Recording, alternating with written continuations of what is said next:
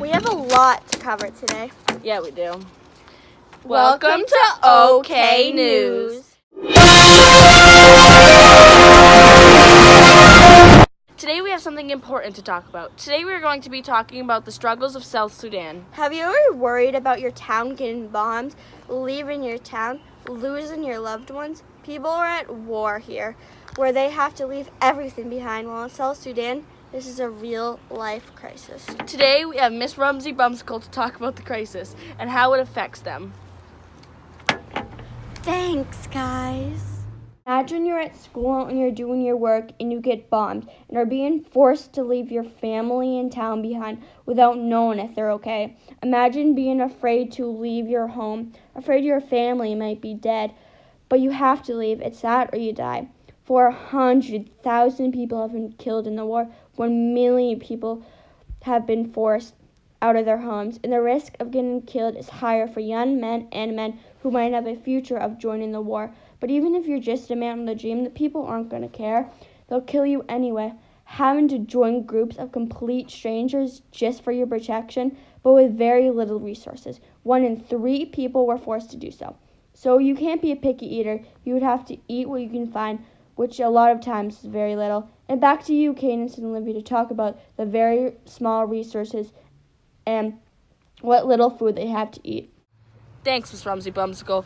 With the ongoing war, there are very little resources for the people seeking refuge. 2.2 million people have fled to other countries as refugees. 60% of them were children. Just think about how many people there are without enough food for just one meal a day.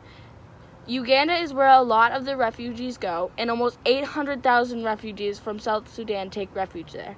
That's about as many people who live in South Dakota. Over 7.1 million people, which is half the country's population, are facing extreme and deadly hunger. When here in America, we are wasting so much food that could be eaten elsewhere. What are we talking about? Oh yeah, speaking of food, this is how much food people in South Sudan have to eat for 3 days. Well, we eat it in like an hour. And you're continuing to eat that? Yep, but you're right. We are wasting the food while millions starve to death and are on the run from the war. And these people need food, where they only get bites to eat every other day. This is true fact. And on top of the very small amount of food, some people have to walk 8 hours just to get very muddy water when all we have to do is go into the kitchen. OMG, that was so long. Finally, clean and yummy water, but now I'm tired. Ugh.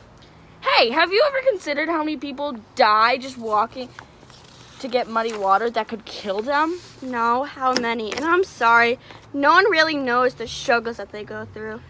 5 million people die every year from dirty water, so you don't get to complain about it. Some of the diseases they get are so gross, I'm not even going to name some because they're so gross. Dysentery.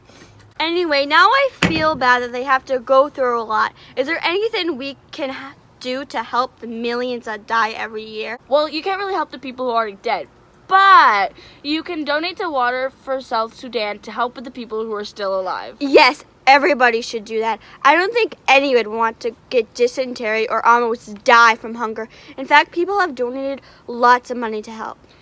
Instead of buying things you don't need, spend your money on saving someone else's life. Together, we can donate money to help the people in South Sudan get the necessities they need to live. And some of the water wells don't come in cheap. They're about $15,000, and everyone can help in a way to help them get water that they need. Be the change you wish to see in the world. Help change the future of South Sudan. This is OK News to tell you never give up and have hope. Hope for South Sudan. I'm Olivia Brown. And I'm Cadence Wilder. This was OK News. And that's a wrap, people. We did it!